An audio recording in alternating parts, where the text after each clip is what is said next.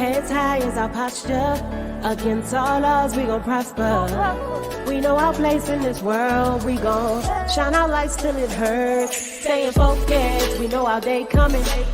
Negative vibes, we escape from it. We know our place in this world. We gon' shine our lights till it hurts.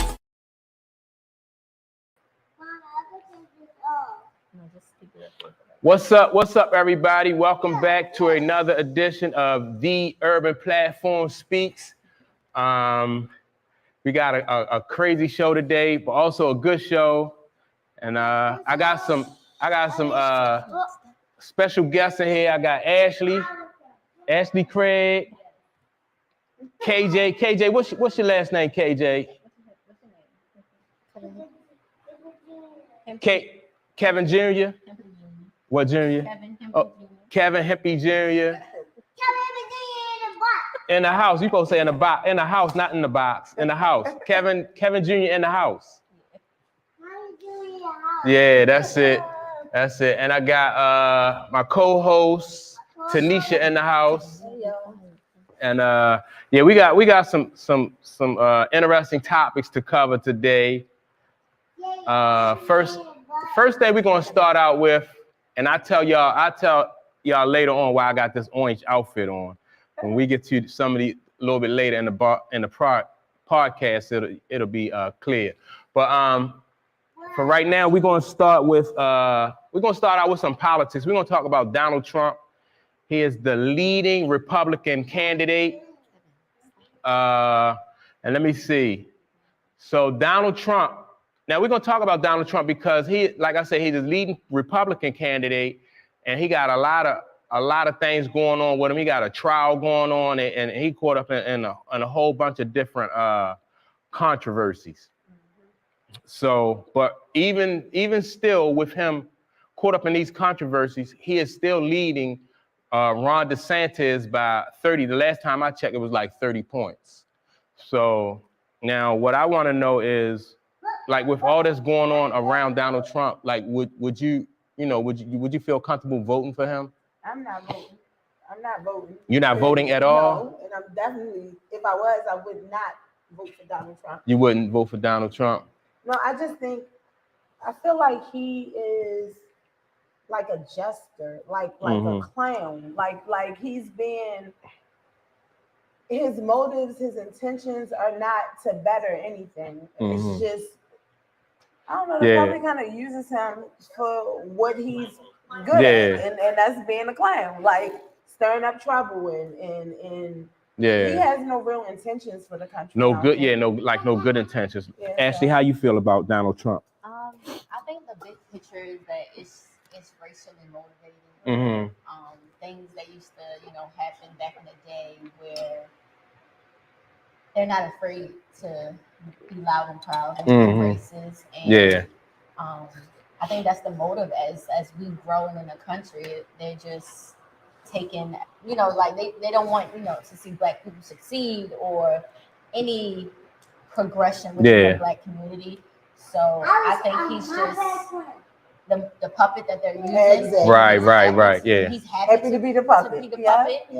And honestly, I don't think any Republican ever had any. What I'm trying to say is, like, they don't really care about no good intentions. For the minorities or the middle class. So I just definitely think it's racially motivated. Wow.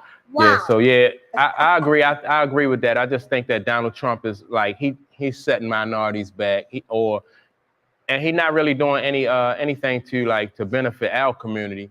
So not even his own. Yeah. I feel like, just like you said, Ashley, he's a puppet, and he is eager to be used because he gets to soothe his ego and be in the spotlight, and that narcissist that he is, he gets to actually implement that. And it gives him, like, y'all thought I couldn't run again? Watch me, and watch me win again. Like, it's all self greed. It's like it's all self-motivated. He doesn't mind being a puppet for them. Yeah, and I see a lot of people that supported him last go round are you know, they kind of like changing their tune, like as far as about, you know, like voting for him, and they feel like they were misled and duped the last time. So yeah, so like now with that being said, how did Mikey, let's go to that video that I have about the lady who was she felt like she was duped too. She was a Trump supporter going to prison because she supported Trump, and she felt, you know, she was like a strong supporter. Yeah, so you can bring up the video. January 6th defendant arrested with weapons in President Obama's neighborhood, but now another January 6th defendant, a grandmother and former Trump supporter who went to prison for her actions on January 6th, who's now speaking out against the former president for what she calls his gaslighting. Gary Tuckman has more. As she celebrates America's independence at a fireworks show here in Boise, Idaho, 70-year-old Pam Hemphill can't help but remember how she felt on July 4th of last year, because she was getting ready to go to prison. Even though you were unhappy and scared in prison, you feel you were guilty of what the crime was. Oh, absolutely. Absolutely. The January 6th Capitol insurrection. Mother and grandmother Pam Hemphill, who had recently been diagnosed with breast cancer, was there. She had long enjoyed taking video of political events and told police at the Capitol she was a citizen journalist. But she also believed former President Donald Trump's false claims that he won the election. And this is what she was telling people outside the Capitol as she shot her video. Whose house does it belong to? It's my house. Come on in. You just come in. Come on in. She continued shooting video. Where are the people? And Pam Hemphill ended up inside the Capitol building. She flew back to Idaho, still believing much of the dogma she had been taught that led to her coming to the Capitol. The Democrats wanted this to be a communist country, and that they were drinking baby's blood. Did you believe that? No, I thought that was kind of weird. Okay. But did you believe that it was the Democrats wanted this to be a communist country? Yes. It wasn't until months later that Hemphill was arrested on multiple charges. After a plea bargain and pleading guilty to illegal entry to the Capitol, she was sentenced to 2 months in a federal prison in California. I live with the fear every minute. You just live with it. When she got out of prison this past September, she did have questions about the far-right talking points about Trump, but still considered herself a Trump supporter. However, a few months ago, she had a revelation. So when you heard the former president say that he would consider pardoning some J6ers, it changed your mind? Absolutely, 100%. And what did you then think of Donald Trump? That's it. He's just a master manipulator. He doesn't believe anything. He just thinks he's smart enough to pull a wool over you. But there's people like me waking up. And do you feel the former president's responsible for that? Absolutely. He's the king of that gaslighting. It's a cult. It's a cult. And then this happened just about a week and a half ago. A right-wing person wrote something that's inaccurate, but it's important to this story. I'm going to read it. American justice, 69-year-old grandma with cancer given more prison time for walking inside U.S. Capitol than Hunter Biden for sharing classified documents with foreign regimes and multi-million-dollar bribery schemes. And then Donald Trump shared it on his Truth Social with the comment, horrible. When you saw that or heard about it, what was the first thing that went through your mind? I got up, I was very angry, and I said, this is it. This is it. In fact, Hunter Biden recently agreed to plead guilty to 2 tax misdemeanors to resolve a felony gun charge in exchange for a recommendation of probation. What Pam Hemphill decided to do was call out the former president on social media, writing, "Please, Donald Trump, don't be using me for anything. I'm not a victim of January 6th. I pleaded guilty because I was guilty. Stop the spin." And now Pam Hemphill wants to go back to the U.S. Capitol, but this time to testify under oath about January 6th. And she's already prepared what she wants to say if she's invited. I am not a victim of the government. The Justice Department was not weaponized against me. I was a participant. We broke the law. And she talks about the Capitol Police in her speech.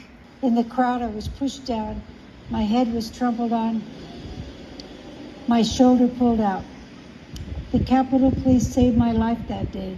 I want them to know how truly grateful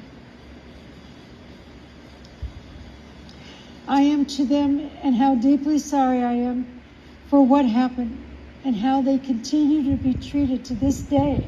Today, Pam Hemphill takes solace in her supportive friends on social media, her family, and God. What would you say to Donald Trump if you could talk to him face to face, like you're talking to me right now? Retire, get honest, because you know, when you meet your maker, you know, that's more important. Gary joins us now. What a journey she's been on. What is next for her?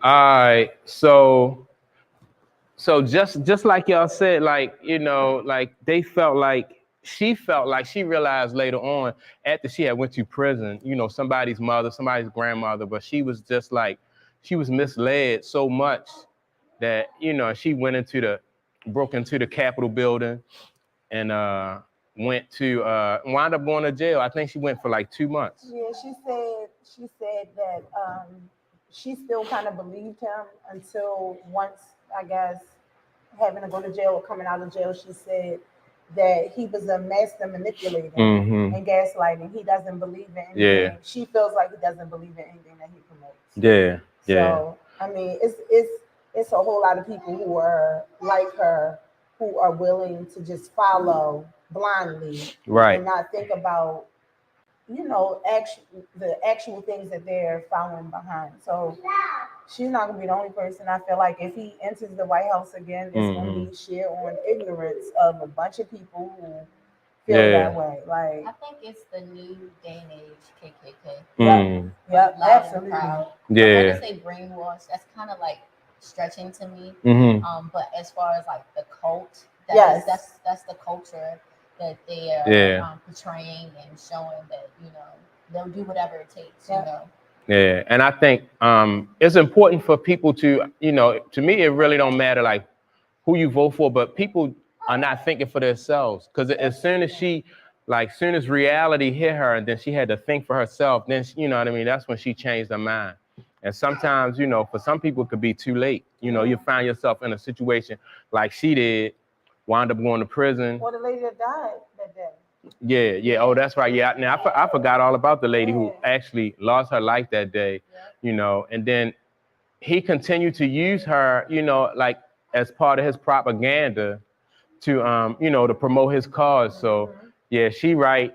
You know, she finally woke up. But as long as people, I think, they start thinking for themselves, then they should be, you know, they be okay. Even if I wanted to add another thing, if that was like reverse and it was like black people actually going into the Capitol, the situation would be extremely different. So they know that they can do things and get away with things just simply because of the color of their skin. So that's even try to, you know, take advantage of that. Yeah, and that's just like white privilege, you know, exactly, and that's where that kick in. Yeah, nowhere in the world we would have been able to get even close to, you know.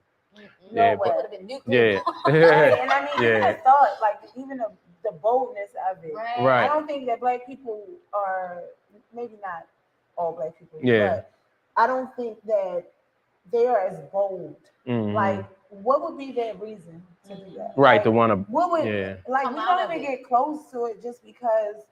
All right, we kind of respect the boundary. Right, yeah. But like you said, it's because there's a feeling of superiority that comes with the color of your skin, and they feel untouchable. Right. And when the president is promoting the energy, it's like he told us to do it. Like, yeah, and so that's like also like people claim to be like patriotic.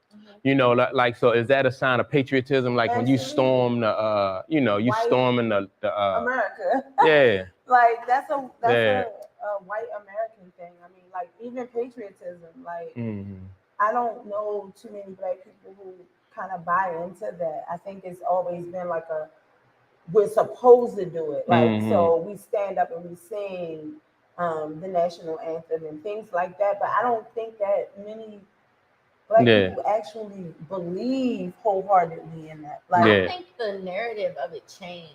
At first, it used to be like under one nation, you know, we're going to fight for our country, and they didn't mind the unicism of it. But now it's like the white supremacy, like this is my country, you know, we built this and things like that. And I think it's racially motivated. You know, you don't want to live next to somebody who has a Confederate flag. You know, let's right, yeah. Or even in neighborhoods, like I'll drive past a neighborhood and I'll just be like, I wouldn't live there, just judging by the looks of it. And I'm like, and it's this most simple reason they wouldn't understand my cookout. You know what I'm saying? Right, like they wouldn't understand my cookout, and that was just it. Like I have to be in a neighborhood or a place where you understand my cookout. You know, and that could be for a lot of things, but I just don't think that, you know, just driving down the street is just like we are digressing and going back to separate and not equal. And some people comfortable with that, you know, separate and like you said, not equal. But so if he wind up getting the nomination for the Republican Party, which I don't know, he might not. But they said like Cornel West, he's leading Ron DeSantis now, and that's like, you know, his stiffest competition. But Cornel West, y'all know who Cornel West is? The professor from what university? Cornel West from? I forgot. I just wrote it down and I forgot. But Cornel West, they said if Cornel West gets a nomination, then what he will do is he will split that vote, that Democratic vote, and then that will hurt Joe Biden. So Trump might stand a chance of getting in if Cornel West, you know, is in the. I feel like Joe Biden is already hurt. I don't know. I think he only did it because there was no better option for the Democratic. I don't really think he really want to do it. That's just like my perspective. Yeah, me too. I feel like because his whole cabinet is like MIA. Like you don't really hear anything about his presidency except for like, you know, his bloopers. Like we see all his mishaps, but nobody rarely sees Kamala. Like it's just a lot of like weirdness with their whole presidency. Like it just feels like nobody's running the country. So if y'all had to choose, then who would y'all choose? Y'all choose Biden or would y'all choose Trump? That's a tough question. That is. I think for me, like I will actually pay attention a little bit more into what Cornel West is like promoting his background versus just, you know, counting my vote, like casting a vote. So I'm not sure who I would really vote for, but I think I will be more present in, you know, CNN and what the news is reporting. And that's make about a decision. So and that's a good point. You know, and just like what I said at first, it's like if you think for yourself, you know, and then you gotta weigh the options and stuff like that, because really I'm not a fan of Biden or Trump because of what they, you know, what they bring to the table. And I don't know if Cornel West could really win. That's another you know, so it'll probably come down to those two. But I'm gonna stay, you know, I'm gonna do some research and just find, you know, at least if you do some research and you vote for the candidate that you think is the best, whether they win or not, then, you know, you can be, you know, you'd be like, well, I tried. So, so that's it for Donald Trump. And, you know, that's all I got on him for the day. Let me see what else I'm going. Oh, did y'all hear about the Jamie Foxx sighting? So we tend to think that that's not him. It doesn't look like him to me. Like it's always like it's like AI. Like like I don't know if they're inserting this lookalike or if they telling him to research. Like if somebody's getting paid, because his behavior is even weird. Like one of the clips that they tried to sell, Jamie Foxx was in the background of this. Jamie Foxx was in the background of, I don't know where they were. It looked like a suite at like a baseball game or something. Like it was a room full of people, and he was in the background. People were just walking past him like they had no idea who he was. They was at Top Golf. Oh, Top what golf? Top Golf. And he was like in the background, and people were just kind of like, nobody was like, oh my, it was weird, and he was moving weird. I don't think that's him, because all the while Jamie Foxx has not made all of these random appearances just in public, helping people, picking up purses and all that. Like it's phony. I don't think that's like it's weird. See what you think. You think that's really him? I'm hoping that it's really him. Yeah. It is crazy when, especially that I work in tech and I know the capabilities of what our intelligence can do. So I'm just hoping it is him because it can get real weird, real scary, real fast. Like I watch a lot of sci-fi stuff and the things that they show in there, like they really do clone people. They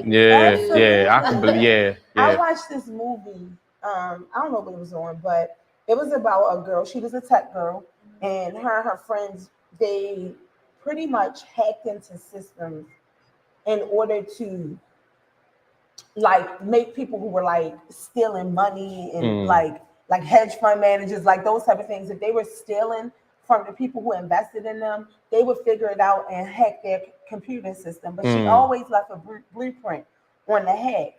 And they kind of caught up to her and figured out who she was. So it was a self-drive bus, public bus. And they were launching, the company was launching a bus. And so all of these people were coming to see the bus and see how the bus runs and stuff. And she was a part of the team that actually created. So her real job is tech, but behind the scenes, her and her friends are like these vigilantes for big tech companies and places that steal people money. And so she was a part of the programming of that of the bus. So of course she got on the bus to actually like look around, but she was there for some other reasons they didn't know. What she didn't know was that when she got on the bus scans an image. Like when you go through the airport, you know, you go in the airport, you don't have to use your card at a machine. There's nobody in the store. You walk in the store like through a turnstile, and then it'll pick up whatever your financial information is, and you walk out and it's charge your card. That type of thing. So she ended up being framed for killing like this diplomat or something, because what they did was when she got on the bus, they scanned her and then they manipulated the computer, like the video camera that watched this particular murder happen. And they manipulated it so that her face, they ran the video simultaneously or something. So it's like a glitch, but a regular eye can't see the glitch. The glitch made it her killing the person on camera instead of the person that it really was. And she was wanted and all these people. So like that stuff definitely happens. So Jamie Foxx could be cloned then. You know, he got the movie, they cloned Tyrone. So it's kind of weird that we talking about it as he promoting this movie that's supposed to come out the end of July. So that's I didn't know that. That's way more sense. That's why he made a caption like I'm me or something. They cloned Tyrone or something like that.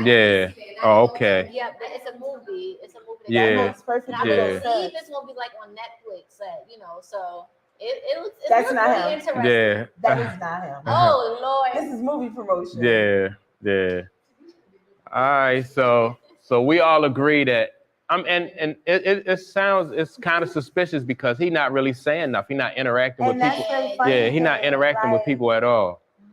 I don't know if people pay as much attention to Jamie Foxx's personality prior to this happening, but what we see in the media of him before this, he wasn't like a huge fan mingler. Like, he was just like showing up as this like chill type of guy. Like super chill, super helpful, just a regular guy. Like I don't get that from him. So I think it's kind of suspicious too with the Jamie Foxx sighting. All right, so we're going to change up a little bit. We're going to talk about Jonah Hill. Did y'all hear about Jonah Hill and his relationship boundaries? Y'all heard about that? I'm about to get us canceled anyway because why? Look at them. Address the light. I don't understand that part. Why? What's wrong with? I didn't even notice it until. They have the same suit. Oh, okay. And wait a minute, he's showing more of his chest than she's showing of hers, really. And that's where the discrepancy starts with me. Like, I feel like they are. I don't know. I don't see It got to be her idea for them to dress alike. It was his. Because you think so? Like, absolutely. Yeah. All that stuff he said, and I was reading it too because Well, all right, put up the post, Mike, about that text message. I mean, I don't have a problem with his boundaries though. I think it was very respectful. Yeah, all right. So look, his boundaries. Delivery. All right, so he says, all right, surfing with men, boundaryless and what is that? Inappropriate relation. All right, friendships with men. To model, he got a problem with her modeling. Basically, he just don't want her to post like inappropriate pictures that make her look like, you know, like sexually suggestive. I went to her page. She's a surf coach. And She a surf coach? Yes. Yeah. All right. Well, no, I don't think he got a problem with her surfing with men. I think, well, I mean, because, all right. So he doesn't want her, and all his whole list screams, I'm insecure. No. Yes, it does. His whole list screams that I have like less inappropriate. No, he a public figure though. He's a public figure though. He an actor, and he don't want nothing. Actor. He's not a politician. Nobody cares about his moral count. Yeah. They don't. But I mean, that make him like. I mean, that makes him look like her reflection of him make him look bad. If she do something that's inappropriate, then that make him look bad. So that's what I took from his message and his boundaries, that he don't want her to do anything that's gonna interfere with like his public image. The problem that I have is I don't even think it has anything to do with his public image. It has more to do with his pride and his ego. Because he says, how can he say boundary-less, inappropriate relationships with men? How many boundary-less, inappropriate relationships with men does she already have? For him to, it has to be a reason for him to put that up there. Like, right, does she already have platonic friends that he might feel like y'all, you know, like, for example, I mean, like Kevin, I could use Kevin. Kevin could be my platonic friend, right? If we've already have a friendship and then later on you say, you don't, I want these boundary-less friendship with women, what do you have to gauge that? Like, what relationships are you basing this issue on? And every single boundary that he has is involving another man or looking good to other people. Yeah, it's ridiculous. Yeah, I don't think I don't think those was unreasonable demands. Of course you did. What you think, Ashley? I honestly. So if Kevin told you, I don't want you posting pictures that are like sexually suggestive, you would probably be like, all right, that's cool, I can dig that. Or am I wrong? That's a hard question. Because one, I have morals for myself, right? So you're not gonna do it regardless. So it's to a certain extent, Mm-hmm. but then also I want to respect the relationship that I'm in. But if we're like already in the relationship and I've already been doing my thing, and then you come out of nowhere and be like putting down these hard rules, it's kind of be like, whoa, like where did this come from? Yep. I think this should be established more in the earlier stage. Yep. Well, So you and have a choice. sometimes in the earlier stage in a relationship, things don't become apparent. You know what I mean? Like people don't know. So now as we go along, you know, things become apparent, and then we, you know, and so all right, now we got to revisit that issue. So maybe he felt like, all right, the dudes that was surfer guys with him, he was like, he ain't really paying no mind. And then somebody might have did or said something that he thought was inappropriate. And then he said, all right, so moving forward, we can't have this. So if you make a decision that, you know, if that don't bother you, that's cool, but I'm not going to be here for that. What you said, it makes sense. I think what you said makes sense. If something came up and it affected, you know, the partner in the relationship and they expressing, then of course, I think that's a great way, a form of communication. Right. What was you about to say, Tish? I just think that before we go to you setting a list, because he set the list. She probably didn't set a list for him. No, you know? But he communicated with her. He texted her that she made that list public. He communicated to her, say, all right, look, this is what I have a problem with. This is what's not going to work for me. So if the shoe had been on the other foot, and she would have said, all right, like when you out with different actresses or y'all at like a red carpet event, I don't want you doing certain things. I don't want you kissing other actresses, or I don't want you to do certain things with other actresses. And see, all right, well, I'm gonna consider that. I can see that being a conversation, but I feel like either way, you cannot throw out a list of demands without a conversation being had, and then expect those demands to be met just because you say so. I don't feel like that's the vibe of that conversation. No, it wasn't. He was being nasty. No, I don't. these my rules. You Well, because because you can tell me all a right, conversation was had about and that. I'm just going by the list because I can't judge what the vibe was because I don't know like what under what context and what experience he had with her. So he might have been fed up at that point, or he could have been, like you said, he could have been being an asshole. So I'm just gonna go basically on the list that I saw and take the emotion out of it because I really don't think that it was his demands was his demands. So and then that's something for them to talk about. But they didn't. It doesn't seem like they did. It was a demand. She was offended by it. She made it public. I guess to get other people input, but. And see, that's a mistake right there. So if you're in a relationship, if you're in a relationship with somebody, and y'all having a disagreement, like why bring the public into it? Yeah. I think that people do that. Yeah. And I think that people do that so that they can soothe their own feelings. Like I need people to reassure me that I'm right in this argument, in this disagreement. So I bring it to the public, but I'm learning a lot now that you just can't. You just can't. And the public can be anybody outside of your home, not just like people who don't know you. Well, I'm talking about your family, which is public, your friends. What you think, Ashley? I think you should separate the two. A strict line. It has to be a hard line. For me, I always felt like, even before social media, that it was uncouth to put your business out on the street. So I don't care if you emails or posting on social media. I always thought that was uncouth. It's just that social media just make it easier now for people to express themselves publicly. But you have always had people who put their business in the street. And back in the day, like if you put your business in the street, people back then would look at you like, you know what I mean, like you was cornball or something like that. But that's it's changed. Yeah. I mean, it's always like what was good back then is good. Basically, that's what I'm trying to say. If it was good back then, it's even better now because information travels so fast now. You know what I mean? Yeah. So, if you ain't put your stuff out there in the 50s and the 60s and the 70s, don't put it out there now because information just moves so fast. And so many people just have access to it. We just watched the whole information session last night go down that nobody asked for. It just happened. So the man's having a baby, right? Who having a baby? Brandon Scott. Yes.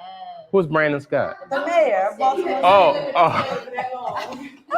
You said, okay. I thought you said the man is having a baby. No, the mayor. Oh, the mayor. All right, Brandon Scott, Baltimore's mayor. So the news, of course, whoever posted a picture of him and the mother-to-be, right? And in the picture, she doesn't look a little older than him in that picture. She do? She does. Okay. It's like a picture from the Preakness or something. She got like a big hat, and it's just not a great picture to me. But they posted it, and then they also posted it a welcome, and it said "Baby Charms, Winter 2024," right? So everybody was just chiming in on the comments, saying how they felt. Oh, blah blah blah. Of course, I'm sure I wasn't the only person who went to actually try to see who the mother was, because they were riding her in these comments, and I'm like, there's no way that this girl looks. She can't be as old as they trying to make her seem. I want to see a picture of her that she took of herself. So I found her page. But Brandon Scott tags her in the post. So, and I go to her page and she's super regular. Like, I mean, like maybe not super regular, but you would think he's the man. He had this I guess very, very well put together conservative type just to match his position, not necessarily his energy, but she was chilling. I mean, she got her own thing going on. She was showing videos of her and her friends. She wasn't like, she was cursing. Like, it was just like a regular vibe. Last night, I don't know what time it was. Maybe let's say midnight. Somebody decided that they was going to go and dig up the whole story. Whoever it was is a random guy in Baltimore, a grown man. He has posted that this young lady is still married. What? Her address, her case search record, with her divorce. It has her ex-husband's information on it, her information on it, where she lives. He posted all of this stuff. For what reason? For what reason? Because he probably don't like Brandon Scott. Exactly, and that's what it is. Like either don't like him or in love with him. It's given, because we started looking through his page and it's just constant Brandon Scott posts. Is Brandon Scott Brandon Scott not married to this young lady that he having? And she is fresh out of a divorce, already has a child. I don't know. She just filed for divorce. She just filed for divorce. So they're like putting two and two together. Like even to say in the post, is that even your child? Like you should be doing a DNA test. I just feel like. Well, like. All right, if Brandon, who announced that he was having a kid? He did. So should he not have announced? That's what I'm talking about, like putting all your information out there. Like, yeah, and that's the gist until of it. Because I think a single man in politics. Yeah. And how right, yeah. Well, yeah, a single person, a person out of a relationship in politics anywhere is just like, it's gonna cause people to dig. Red flag. It's a red flag every time. They're gonna call all of those issues. You gay, you cheating. Well, we had a mayor. Y'all might not. Well, Donald Schaefer was never married. You remember Donald? You know what I'm saying? She don't remember Donald Schaefer. You remember Schaefer? Yeah. So Schaefer was never married, and people. But see, he never put no information out there. He just put the fact that he was not married, not in a relationship. That was basically, and people just left it alone. And I think that's probably what Scott. Brandon Scott. It was kind of a mystery. Like nobody has seen a woman. You just always see his team. You don't never see women with him. Right. And it was kind of, I don't know whose bright idea it was to drop this ball. Even if he wanted to say that he was having a baby, he should have left her out of the picture. Yeah. And he damn sure shouldn't have tagged her. It kind of looked like he's trying to paint a picture. And that's what the guy is saying. That he's gay. He's trying to paint this picture. Yeah. I do got a girl and she's pregnant. Right. It was just okay. So now he's trying to. Now he's. Oh, okay. Yeah. So maybe he is trying to cover something. But I don't know. He could have recently just started. Like people get on my nerves with their timelines, their expectations of what people and when people and how people should do things. He could have literally just met this girl. And he could have took a regular path that everybody that's criticizing him takes when they just meet somebody and be with them. He could have been with her 3-4 months in the background and nobody knew. 3-4 months in the background of dealing with the same person. All the people that's commenting are not going to be able to tell me that they're not sleeping with each other unprotected if they are in this monogamous situation. Yeah. Exactly. So let's start there. The moral majority is very slim in Baltimore City. So like, he could have met her and it could have been a whirlwind romance or whatever the heck it was. Yeah. Yeah. So I didn't even hear about this situation though with them. It just happened like 2 days ago though. Yeah. So I just think like when you start to post different information and stuff like that, public, you know what I mean, like people that you're involved with or people that's in your life, you gotta kind of shelter them from that from social media. So I think that was a big mistake on his part though to people, the whole PA, to bring that out there. Relations PR team. I don't think nothing private no more. Especially not right now. Yeah. Because it's still 6 months away from winter 2024. Like announce it when it happens. Like and then that way, oh well. Yeah. So that wasn't. Yeah, we're gonna follow up on that though. But all right, so now I'm ready to talk to y'all about like why I got this prison jumpsuit on. We're gonna talk about women who date guys that are incarcerated. And because I saw an article, I saw a video, and it was about women who date guys, and I wanted to get kind of like some feedback and like why do some women date guys who are incarcerated? That guys that are in jail. Is it a control thing? What?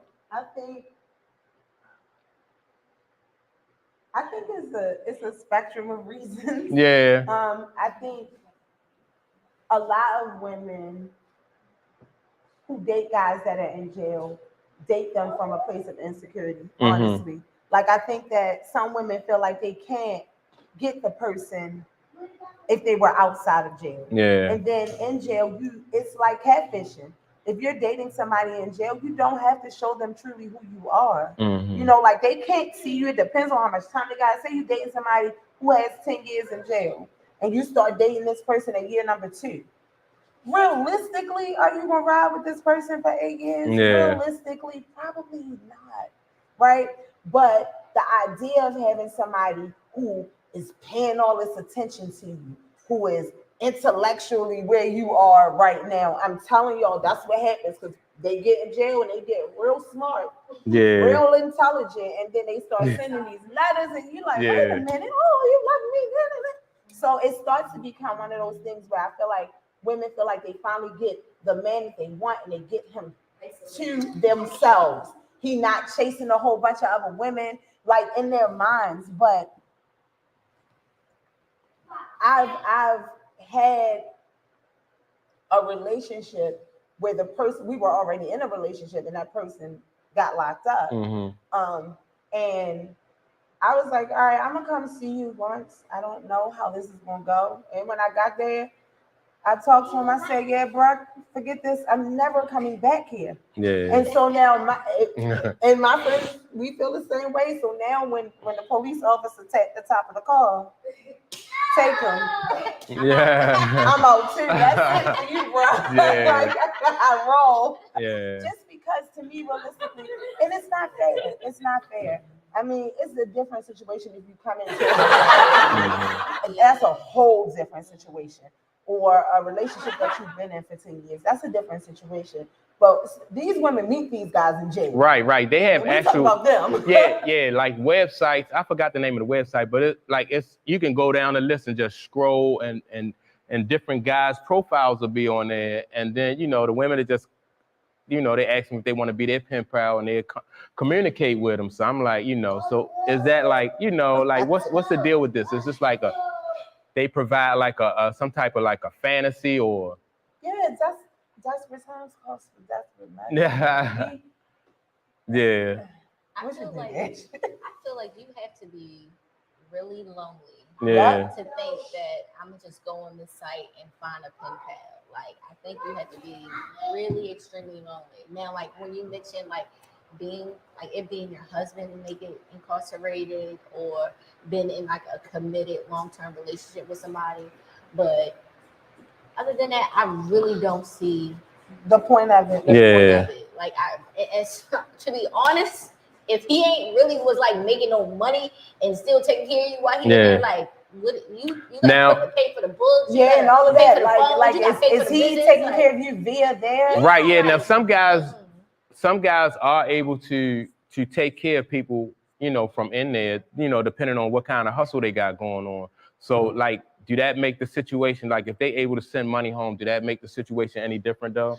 I think so. It makes the temperature different. Yeah. Right? You know, I'm pretty sure Young Thug whoever he got back. They good. Yeah. But, like, definitely, I agree, 150%. I think it does. It does. Because now I'm a little more inclined because I don't feel like you're using me to help you through this time. So because if you giving me money and sending me money to put on your book so that you can talk to me, that's a difference than you calling me, hey, babe, how you doing, Keith? You know my phone low. Like it's not far removed from what we see on the movies. That's how jail mentality definitely goes. So all right. So the guys who can take care of home from in there, then they stand a better chance than just like guys on the street. Then, so if you got money on the street or if you got money coming from in there, then you stand a better chance of having a relationship. If they can take care of home from there, then they probably not the ones that's sitting all day waiting on these sites trying to get a hookup.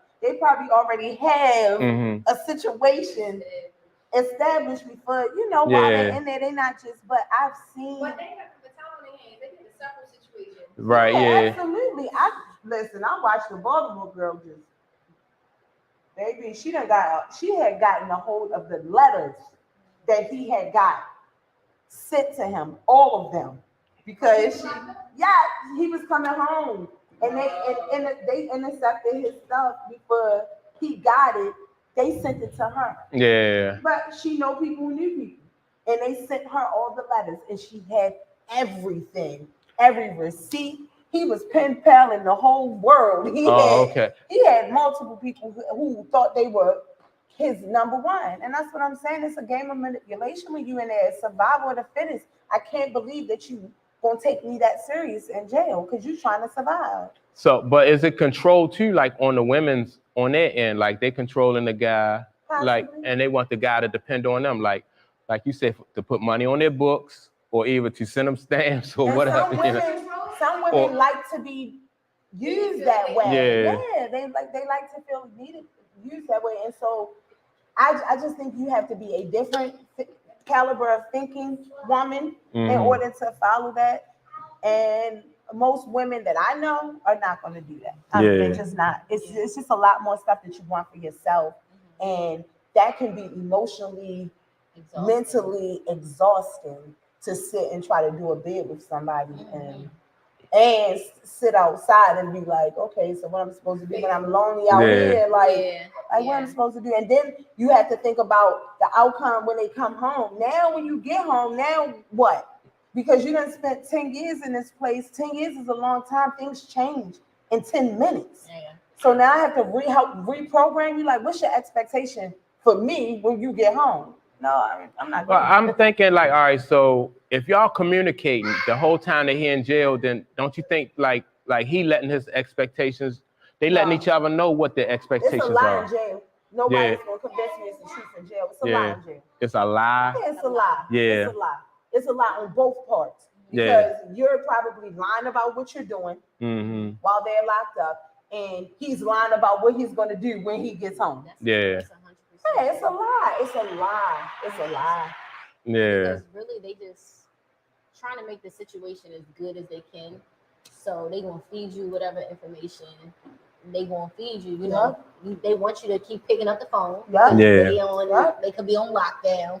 They want you to still put books, money on their books, commissary, all that type of stuff. So, and all right. So what about like when they come home, and a lot of times the relationship do change, like you said, like the guy once he takes that freedom, Jack, he be like, it's now it's more opportunity. So he gonna make his bed. He gonna come. He gonna make sure he got somewhere to lay his head. But how long are you gonna allow him to lay his head? Because now y'all are both in this like euphoric place. Like he gets his freedom, you get your man, and your actual the physical man that you've been courting all this time. But do y'all know each other? Yeah. Do y'all really know each other? Half the time it's not. Y'all, he's been living in a small place for 10 years and then comes home to you. Like, I could see that being an emotional wreck for both people, because now he has to adjust and you have to adjust to this person in the space. God forbid you got kids now. They gotta, it's just. Yeah, that's a funny situation if you got kids, though. It's a lot. That's a crazy situation. Honestly, and it's sad, it's really sad, because I watch my students idolize little boys in jail. Girl, please, they'll be on try to take a phone call in class. I'm like, what are you doing? And then the first thing they say is, it's a jail call. Yeah, what sense does hang up? I don't care if it's a jail call. You're not taking no jail calls in this room. Wow, so, I didn't know that. Tell homeboy call you back later. Yeah. But and it's they really are like, my boyfriend in jail, and when he got, it's always about them riding for them. Yeah. Crazy. That is wild. Yeah, I ain't even know that. That is crazy. It's crazy. Because I'm thinking like how I was in high school, and I'm just thinking like the target. Like a target for me is like someone who is ambitious and sports and stuff like that. Locked up wasn't even in a thought. Answering a jail call? Not even. Oh my. Not even. Like it was more like I wish you would. Yeah. Like it was so removed from reality. But like it was just so removed from reality. Yeah. And I would never sit in the open forum and tell anybody at that age, I'm in 10th grade, oh, my boyfriend in jail. Because during that time frame, everybody was going to judge you. Yeah. Like, what? You got a boyfriend that's in jail? Ew, why? it would just be, but now it's like, for real, girl, so it's mine. Yeah. Where he at? Yeah. Where he at? Oh, he down baby bookings, or he really down on real bookings. Like, it's Yeah. a ridiculous attitude towards it. And that's because in their households, this is normalcy. Yeah. This is what they see. Everybody in jail. Uncle, brother, cousin, Yeah. father, everybody is in jail. So it's normalcy to them. So when they boyfriend get in jail, it's like, this is a rite of passage. As a young Black girl, I'm supposed to experience my boyfriend being in jail. I'm supposed to experience having multiple kids by multiple fathers without any help. You know, like, in their mind, that's leveling up. Okay? Yeah. I'm supposed to work 3 jobs. This is their thinking. Yeah, that's crazy. Unfortunate. Heck yeah. Yeah. So yeah, I just wanted some input. I just thought it was a crazy article about, you know what I mean, like guys in prison and women pursuing guys Have in you prison. seen the guys in prison though, right now? Like, so first of all, the guys in prison have become like sex symbols. So if you look at some of the guys in prison, they got a lot more access and to foolishness that guys 10 years ago, you wouldn't even see a guy in prison. In order for you to know what a guy in prison looked like, you had to send you a letter or sneak a picture, or something. Like, you have to go on old pictures. It's or all the jail pictures he sent you. But now, oh no, these guys are sexy in jail. And then they posting themselves as like sex symbols on they chefs. They setting up full demonstrations, so they look like these ambitious, great looking men. And then it's a wow. Yeah. Oh, stay out of trouble, please. Stay out of trouble. Stay out of trouble. That's crazy. That's crazy. I'm not throwing bricks at the penitentiary with you. I'm sorry. Yeah. Yep, that's crazy. All right, so now this one article, another article that I seen was about a lady who went to a young lady went to some other country to get like a BBL or some type of and came back home, was having medical issues and stuff like that, and come to find out that they had took one of her kidneys. So I think I did read that. That's crazy. Like, they actually took this young lady's kidney when she went over to. And I think, like, if she didn't go to the doctors at like whatever time she would have died. Right. Yeah. Harvesting organ, just steal somebody's kidney. Yeah. That's what I'm saying. So that's just another reason for people just to, you know, be careful where they go at and really not even have those type of. So hold on, Tanisha. I think it's social media. Before social media, people really would just see it on celebrities, and it would be like out of reach, out of touch. Like, you know, that's something like, oh man, they got that body done, things like that. But since social media and these doctors are advertising, come to Colombia, come to this place, come, and it's half the price, you know, over there. And then we thinking like, oh, okay, it's, you know, they're certified. Yeah. You can go over there, but we really don't know like the danger that, you know, people put themselves in those type of situations. Like, it's really scary. Like, with social media is really advertising and pushing this market for cosmetic to the body, and they can do stuff like that. You under anesthesia, they could take a lot more stuff. Yeah, that's crazy. That's crazy. I think it's reached a different market because, like, I can remember plastic surgery being taboo, like, and especially in like the Black community. Black people ain't play that stuff. It was like the most least discussed thing, like depression and going to see a psychologist and those type of things, going to therapy. Like, Black people did not talk about cosmetic surgery. It was embarrassing to them. Like, you gotta do that to your body and get yourself together. Like, it wasn't a badge of honor. It was more like, honestly, it was a white lady thing. Like, Botox and getting your lips plumped and getting a smaller nose. Black women started with this reduction of the nose, like the whole Michael Jackson nose type of thing. And then now, because of social media, the BBL, the perfect body, is broadcasted and projected through Black women. And so, what do Black women do? I want to get a body just like so-and-so. It's not taboo no more because everybody want a flat stomach and a big butt. And so they go to the cheapest person. Yep. And everybody thinks it's not going to be me. How do you think that? Like, I've had a lot of surgeries in my life just because I had to have them. There is nothing in my heart. I don't care how big my little gut get, there is nothing in my heart that's going to make me elect to go under anesthesia. I'm just not doing it. Yeah. I'm just not doing it because people have died Yeah. on the hospital table electing these procedures, and if it's not medical and it's not a medical emergency, I'm not doing it. Yeah. I'm scared. It's scared really showing up that a lot of people are dying Mhm. because of.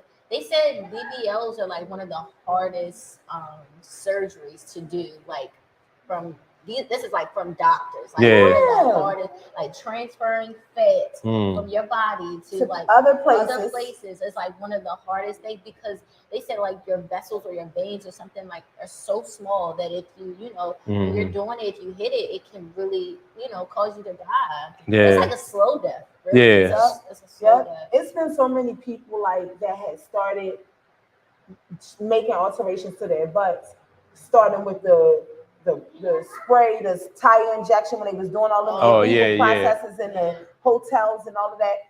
I've watched a fitness girl who got her butt done and had to get implants and all of these things taken out of her butt, and her butt looks insane. Like she had like all of these issues. She had to get her butt reconstructed. The fat had died in her butt just because of all of these surgeries to make her butt bigger or to look like this person. And she said it, and it destroyed her, like her brand and everything. She's recovering now, but her body don't look different. She has a scar across her butt cheeks from like hip to hip, and like at one point her butt was like, it was like half like a butt and then like smushed in because she had to take everything out. Like she had like a flesh eating disease. Oh wow. At that time, it was crazy. Yeah. But and I've seen women with great BBLs, like hardly can tell.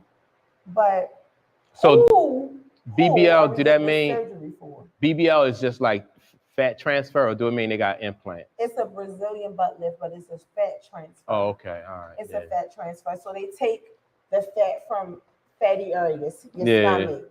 Most of the time they take it from here and they put it here. Yeah. Because and then people get the surgery at the same time, but what's becoming more popular right now are these mommy makeovers where the it's not as some people are getting these laparoscopic type procedures where they put 4 holes and pull the fat, with the laser or whatever. Like that's what a lot of women are electing to get right now. So they get these tummy tucks or lipo 360, lipo 180, and they get rid of the fat and all of that stuff, but they're not moving the fat somewhere else. So it's a lot. It's a lot. But that's crazy. I know more Black women in this age bracket who are getting it. No, who are getting these money? I said I know more Black women. I remember like when I was like women, Black women didn't even wear makeup. Yeah. Regular bodies don't exist no more. It's hard to tell. We went to the teacher party in December last year, and it was like a constant like, look, is that real? No, that's not real. Look at her, because it's a dead giveaway. These women are out of shape, completely out of shape, and I'm not like completely out of shape with these waists that are this big and these butts that sit out where you can put 3 drinks on the bed. Legs that look like ink pen and arms that hang like the grandmother who cooked the potato salad. Like, how is that your whole body makeup and the whole middle of you is completely like this? Like, they just don't know. It's who they getting the surgery for. Right. Not built like Florida Evans. Like Florida Evans and Faith Evans, huh? Yes, it's the truth. It's I don't know. It's interesting because I feel like who are we doing this for? Because there are so many men. And a lot of people are thinking it's like young girls. I mean, it's them. It's them. But baby, these 40 and overs, ones that don't want to get old. Yeah, they really. So who are you doing this for? I don't think it's for them. You went 40 years. And they never had a problem with a man being worried about that little gut in the front and that little flat butt. It's a lot of flat butt baby mothers and wives that got multiple kids out in this world. Exactly. Poorly built. It's a lot of poorly built baby mothers and wives and all of that. So who are you doing this for? Yeah. Most of the people that I see do it for other men who are as equally sassy as they are in social life. Seriously, like you're doing it for men who clout chase themselves, who associate themselves with all of the elite men in Baltimore City and who sit and smoke hookah on 25th Street all day. Like you're doing it for these guys who might consider getting a BBL themselves. You know what I'm saying? Like, let's be. He's not worried about what you look like. He's worried about what you look like to other people. Yeah. They don't be. Oh, girl. Yeah. I could talk about this all day because it bothers me. It bothers me. Yeah, I just thought that was an interesting story though. With the lady got her kidney stolen. I was like, damn, that is crazy. You going to these foreign countries? They need things. Yeah. I mean, they going to foreign countries to get everything. Yeah. Teeth. Yeah. Like, what? Turkey, nose. What? Nose. That is crazy. George Washington. Yeah, George Washington. His dentures. Other people my foot. There's slaves. He used to have their teeth pulled out. Yeah. So it's gold. It's a picture of his dentures. Yeah. And it's like gold, ivory. Yeah. All of these things were found in his dentures because the teeth didn't belong to him. It belonged to all the slaves that he. That is crazy. He just harvesting slaves for parts. That is crazy. Oh, they were horrible. They were horrible. The Haney had a pretty smile. No, they was terrible. They look like prehistoric teeth, like dinosaur teeth. So if he thought you had a good tooth, he would have it pulled out and put it in his mouth. It's like if you look at it closely, it looked like some of the teeth weren't even teeth. They were like pieces of ivory or like it was weird. Yeah. It was weird. That's crazy. Yeah. I mean, I wouldn't even share a toothbrush with somebody. He took somebody. He took somebody's teeth. They whole teeth and put them on an apparatus and stuck it in his mouth. It was giving orders. Oh my goodness. Can you imagine? So this is just crazy. All right, so I guess how long we been up, Mike? An hour. Okay, that's pretty good. Make sure you. I meant to say it throughout the program. Make sure you like and subscribe. Help us boost these subscriptions and his likes up.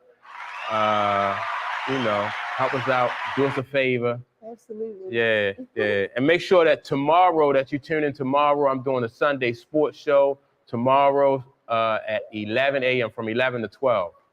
Y'all got something y'all want to plug? Y'all got something going on? No, not. I mean, same thing. Yeah. I was at something today, but business as usual. Yeah. What's up with you, Ash? You got something going on? Not much. Yeah. Not much. Yeah. Well, tell people what you do though. Like. Oh, so I'm a software developer with the government.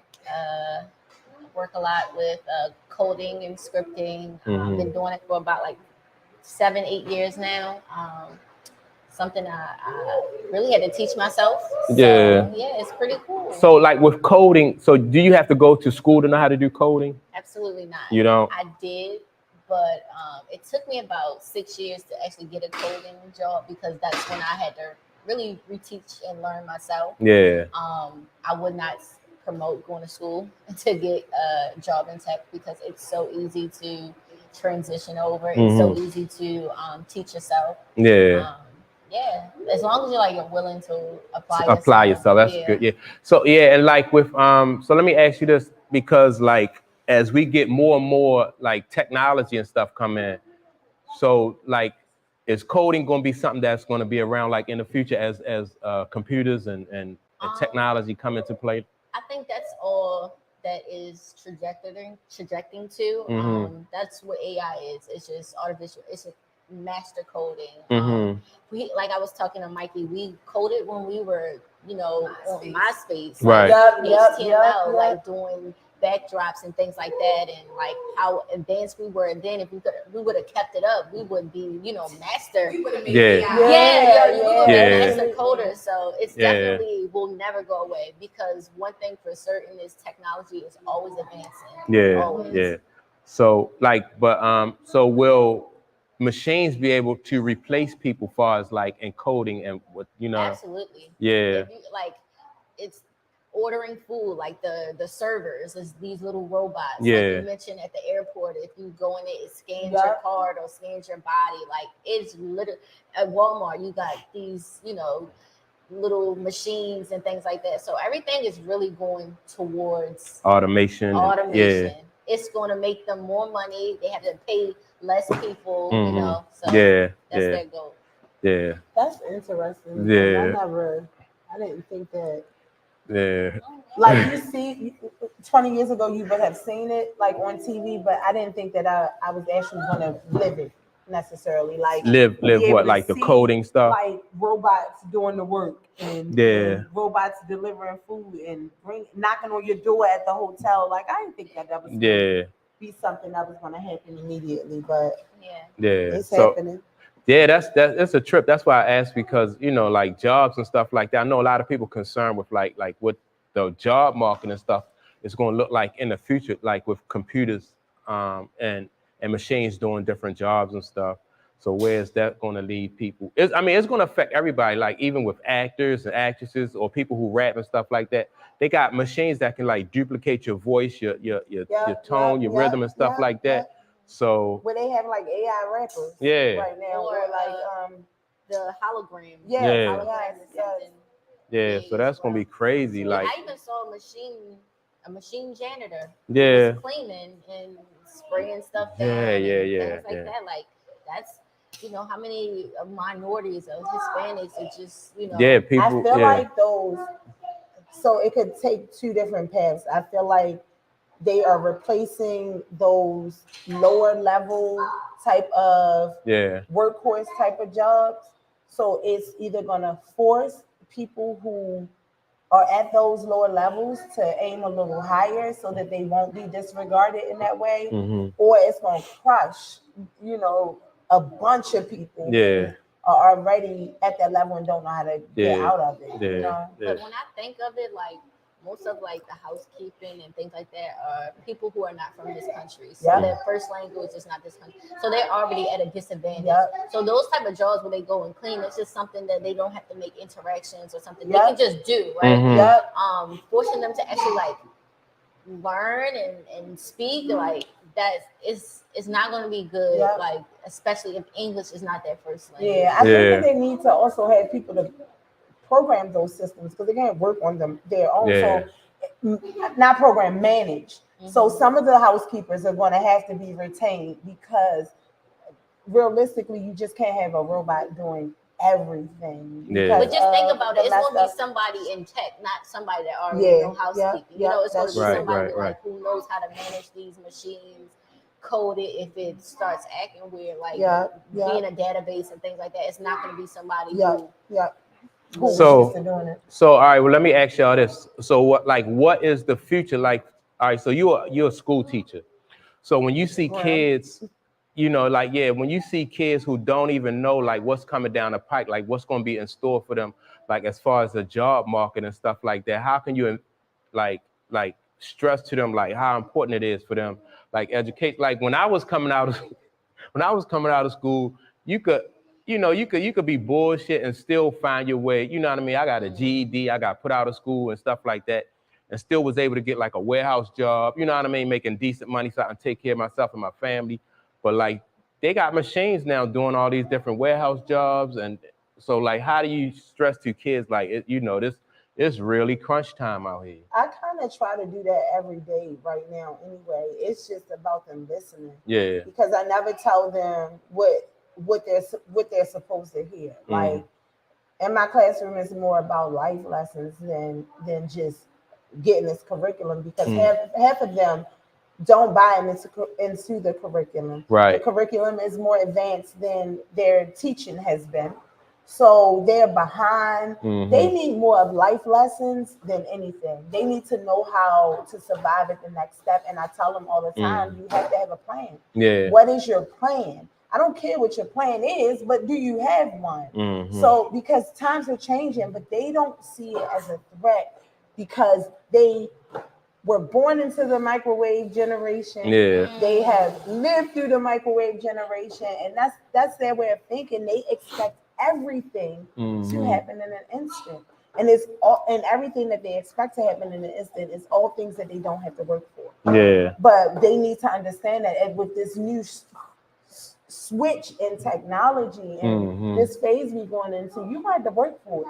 Yeah. You have to work for what you are trying to get because there's so much competition. It's going to be so much more competition. You're not competing with your peers anymore. You're competing with machines and and the world. Everything is opened up. Yeah. So like a job that like you can do now, you just have to be like a job that was just specifically for people here in this country. Now they shipping all that stuff out to other countries.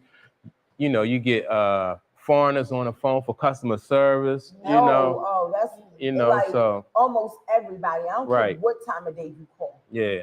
I don't care what time. Like I called the other day, it was probably 3:00 in the afternoon, and I was like, "Are you kidding me? Like we outsourced already? I'm not gonna get a regular person." And what are they doing? They program them just like machines. Like here's your script. You don't need to know anything else, but in order to deal with people, you have to you got to have some type of empathy, or like there has to be, because if not, they're gonna keep referring to the book, and that's what they do a lot now. Because they don't have a supervisor that anybody can get to troubleshoot this situation. These people are not next to you anymore, so it's interesting. I'm scared for. Yeah, it is like it is. It's a scary situation for like these computers and stuff do everything. You can outsource almost everything. You gotta teach hard, long, all the time. Any child that you have contact with, you have to teach them. It's like old school. You cannot rely on anybody outside the house to give them information that's useful. You have to teach them to seek knowledge and to want more and to make their own decisions and to speak up when and be assertive. Like you got to teach them this stuff at 3 because everything is so advanced, and if they don't get with it, they're gonna sink or swim type of mentality. Yeah. So what advice you got, Ashley, for like the younger generation coming up? I would say like take advantage of learning like trades and things like that. That's so important. Yeah. You can always have jobs. It don't have to be this one way, like tech or something like that. Like you can be a carpenter. You can learn HVAC. You can learn plumbing. Like a lot of different jobs that you can work for yourself. A lot of these kids want to make their own money and be their own boss. And this is an avenue for you to learn those type of trades, to make your own hours, to set your pay rate and things like that. So if tech is something that, some people like don't even want to try. Like it's just too hard. And it's like, okay, but there's other avenues and trades that can make you, well off and successful. Yeah, I agree with that. Trades for me was, I own my own business. So trades for me was big. And like you said, you can create your own future, create your own path with trades. So trades is big. And a lot of times trades also is stable because a lot of the trades that we do, like you can't have computers doing it because it combines like your experience, your knowledge, and all that with with different. So every situation is not the same. Like when it comes to plumbing, when it comes to like electrician, or like you said, in carpentry, So and computers are designed to just like mass produce. But sometimes in between that mass production, like an issue might come up, and then you have to be able to think and adjust. And computers, they can't think and adjust all the time on the fly like we are because they program. So I think trades are going to be good too for it's going in the future. Digression, like but it's going back. With trades, that in Baltimore City schools and probably a lot of major cities, they took trades out of, like I remember Mervo used to have trades like cosmetology. They used to have like auto mechanics. Different schools had different trades that they around Baltimore City that they used to teach. And now, they don't do that. They took that, they took all those trades out. Some schools, so what they do is they have changed the trades. Yeah. Like, so a CTE school, my school is a CTE school, but it's a CTE school with medical pathways. Yeah. So the CTE part of it is the what's that? Yeah, what's your initial, like your lower level like when you get a job and you're like at the bottom, like entry level. Oh, okay. I couldn't think I said lower level, that's not what I meant. Yeah. So like they train them to get the entry level jobs in the medical profession. So GNA, CNA, dental assistant, EMT, like those type of things. So nursing assistant, pharmacy tech, like these are the things. But it's a CTE school, but some CTE schools, they don't have those same things. Like you could get auto mechanics at Mervo, you could get it at Emerson, you might have gotten it at Carver as well. Now, Mervo might be the only school that has auto mechanics. Yeah. All of them still have cosmetology to some degree. Yeah. And like some of these basic, but it's not as well-rounded as it was 25 years ago. Yeah. So they shorten the programs a bit. Yeah. It's a bit of like failing the students. Because if you think about like when we grew up, it's just about exposure. Even if we didn't want to do it, we can still learn it to kind of see where we fit in. And that comes down from like the Department of Education. Like they really pumping these kids to be workers and not be self-employed and things like that. So Right. Go to college. That really sucks. They want you to be in debt. Go to college. It's been a college boost, push. At graduations, all they talk about is the amount of students got accepted into college and the amount of money they got for scholarships. Nobody talks about pretty much anything else. Yeah. So the push still is to go to college because many public school systems have not figured out what the other alternative is and how to teach children to get there. So they stick with what they know, go to college, push this college narrative so much. And you're pushing the college narrative to students who are reading on the kindergarten level and they're 12th graders. I have students who are going to some decent schools, right? Who are going to decent Morehouse, places like that. Right? Had 4.0s at my school. When they get to Morehouse, amongst the other elitists that have had 4.0s around the country, their school does not compare or prepare them. Your 4.0 realistically is a 2.0 from the school you come from. But these kids are coming from schools, and I'm gonna say Poly, but like Poly, where a 4.0 means a lot. Because a person with a 4.0, they really worked to get that. They didn't just, their intellect showed there. Not you got a 4.0 because your teacher gives everybody in the classroom similar work, and it's not really that hard. I want to add, college is hard. College is just hard. Like Especially you like the first person ever who said that. College is extremely hard. And then I was a student athlete, so that added more pressure on assignments and my GPA and things like that. Like, so college is just hard. I did enough to get by. You know, I didn't do enough to actually excel and things like that. But I'm saying, like, just the bare minimum, the bare minimum would stress me out. You know, the bare minimum would stress me out. I even had to retake a couple classes. Teachers, they don't play. And they don't care. They don't, there's no emotionally attachment. It's just, you here to do a job, come to class, pass. There's no accommodations and modifications. So it's really hard. It's really hard. And honestly, if I didn't get a scholarship, I'm not sure if I would have went. I mean, like, even the conversations, I can remember having to talk to my professor. because I messed up. And I'm like, oh, I gotta go in here and try to beg for a second chance. Our kids not even equipped to have that conversation right now. Yeah. They can't speak for themselves. They don't know how to assert themselves. They blame everybody around them. And I'm going with my own child. Like these discussions at the next level when she goes to college in August, it's gonna be different because you don't have me to talk for you. That's a good point. They don't know. They can't even advocate for themselves. I had to. What? And I was still in the school in Baltimore where I could just call my parents and stuff like that. But I felt like as a young adult, like if I didn't stand up for myself, then I would get in the real world and I would get crushed. Yes, I would be in positions, I would be around this male dominant industry that I'm in, and I can't speak up for myself, and I'm just too timid. Not saying I don't get in situations like that, but I get to the point where like, no, enough is enough.